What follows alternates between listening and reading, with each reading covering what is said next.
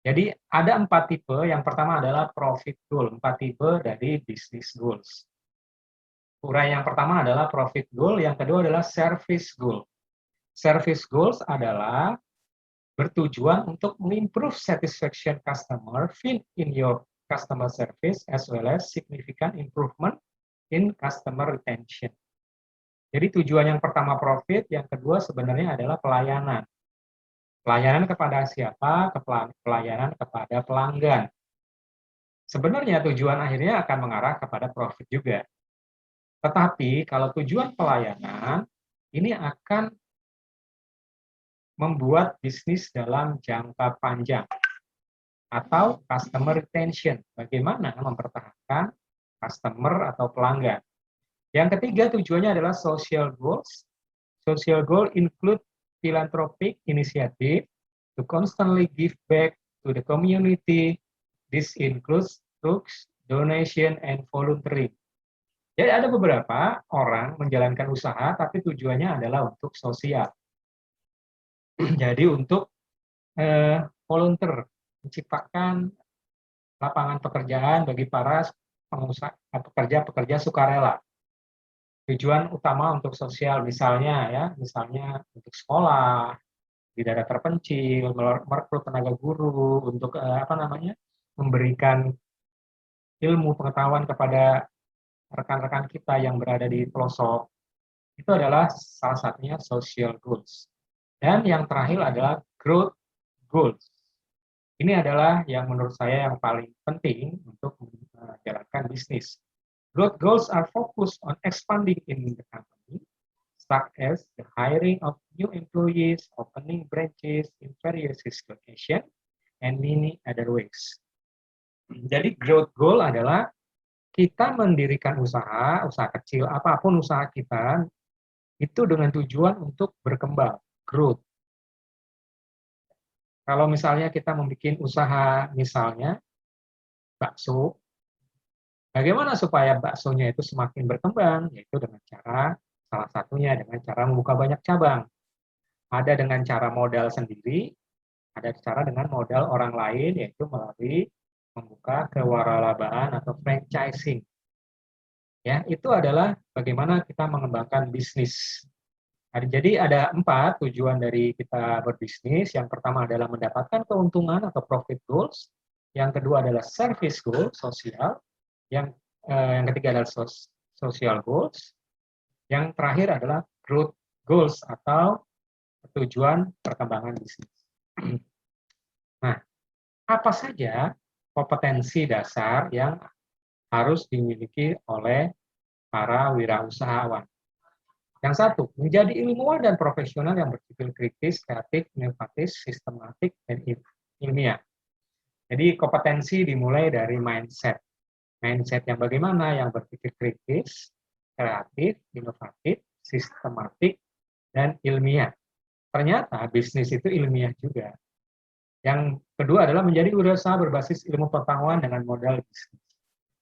Jadi di kuliah-kuliah selanjutnya, nanti para mahasiswa akan dibekali ilmu dalam mengembangkan bisnis. Apa saja? Ada 6 di ilustrasinya. Yang pertama adalah pengetahuan. Yang kedua adalah keterampilan atau skills. Yang pertama knowledge, pengetahuan. Yang kedua skills, keterampilan.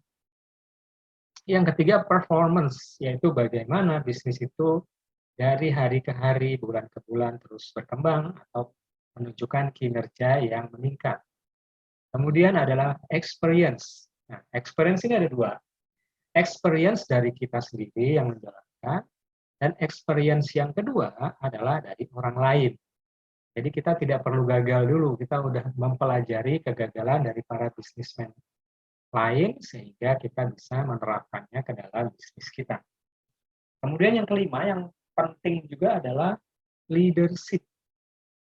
Nah, nanti di pertemuan berikutnya ada satu contoh bagaimana seorang entrepreneur menjadi seorang leaders. Karena apa? Karena perusahaan kita awalnya mungkin dimulai dari 1 orang. Hampir semua perusahaan itu dimulai dari sendirian. Mungkin berdua. Kalau Google ada 2. Microsoft ada Bill Gates, kemudian ada Facebook, Mark Zuckerberg, kemudian ada Jeff Bezos, dan lain-lain. Semuanya rata-rata dimulai sendiri atau 2 orang. Dan sekarang perkembangan mereka luar biasa, bukan hanya ratusan karyawan, sudah menjadi ribuan, bahkan puluhan ribu karyawan di seluruh dunia. Oke, yang terakhir adalah potensial. Kita akan menggali potensi-potensi dari para mahasiswa yang memang ingin mengembangkan bisnis. Nah, untuk berbisnis, sebenarnya ada banyak cara untuk memulai. Tetapi ini adalah cara yang biasa dipakai oleh para bisnismen yang sudah matang. Mereka sudah tahu alur beluk bisnis sehingga mereka tidak perlu gagal lagi. Ada satu model atau framework yang biasa dipakai namanya desain bisnis model kanvas. Jadi bisnis itu paling tidak secara akronim gitu. Yang pertama adalah bisnis harus berbisnis ilmu, berbasis ilmu. Bisnis B-nya berbasis ilmu. Yang keduanya, kalau kita menjalankan bisnis harus inovatif. Kalau kita hanya ikut-ikutan saja, tidak inovatif, kemungkinan bisnis kita nggak akan bertahan lama. Contohnya sekarang lagi musim misalnya laundry kiloan. Nah, karena kita hanya ikut-ikutan, tidak dibekali oleh ilmu di atasnya, sehingga cepat atau lambat bisnisnya akan mati karena tidak berkembang. Kemudian harus ada strategi. Nah, pada pertemuan kali ini saya akan bahas strategi desain bisnis model. Kemudian N-nya itu niat yang kuat, karena bisnis itu luar biasa sekali tantangannya. Kalau kita tidak punya niat kuat, baru gagal sedikit, sudah mundur. Yang berikutnya adalah information dan teknologi. Sekarang zamannya disrupsi teknologi. Semua bisnis kita, apapun bisnisnya, mau bisnis laundry, bisnis makanan, bisnis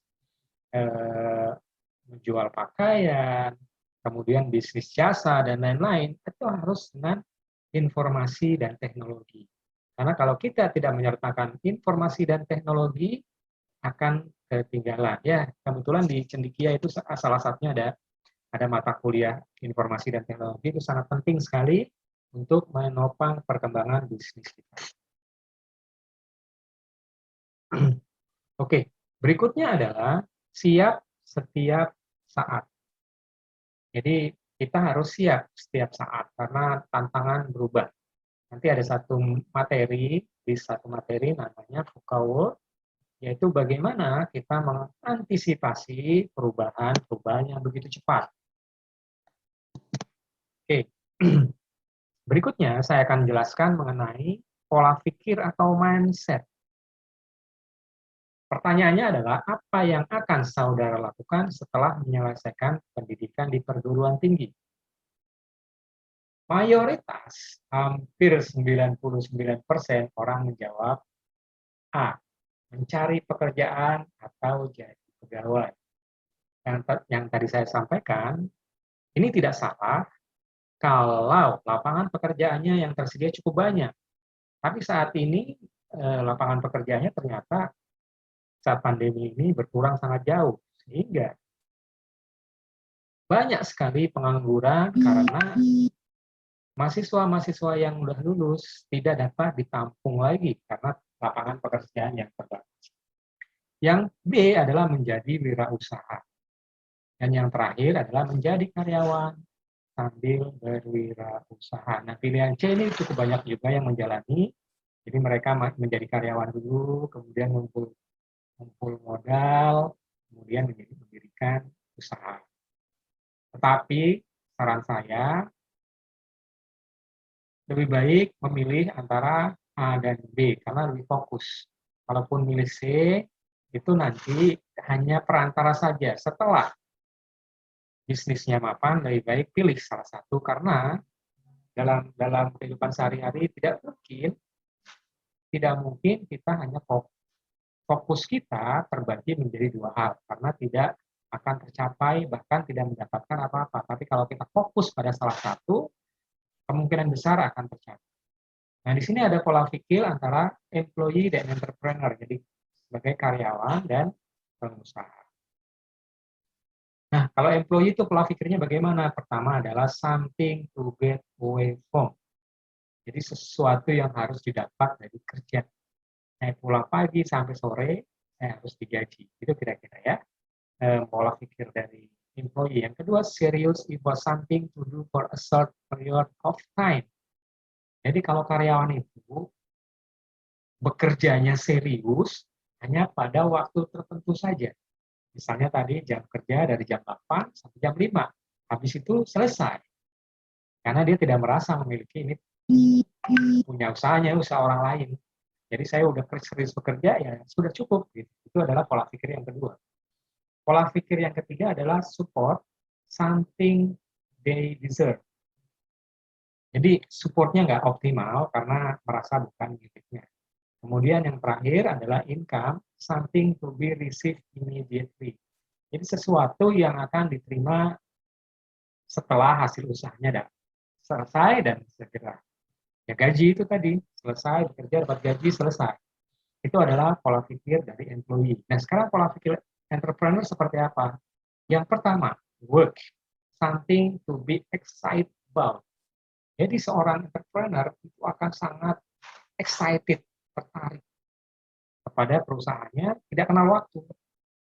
Something to do all the time. Serius effortnya itu all the time, kapanpun. 24 jam. Sedang tidur juga mimpinya usahanya gitu ya. Jadi dia akan mencurahkan seluruh waktu sehingga tidak ada ikatan waktu. Kalau karyawan jam 5 selesai, mungkin sebagai pengusaha kalau baru merintis bisnis, nggak ada waktu ikatan. Mungkin jam 11, jam 2 sampai menjelang tidur, baru bangun tidur pun akan berpikir mengenai usahanya.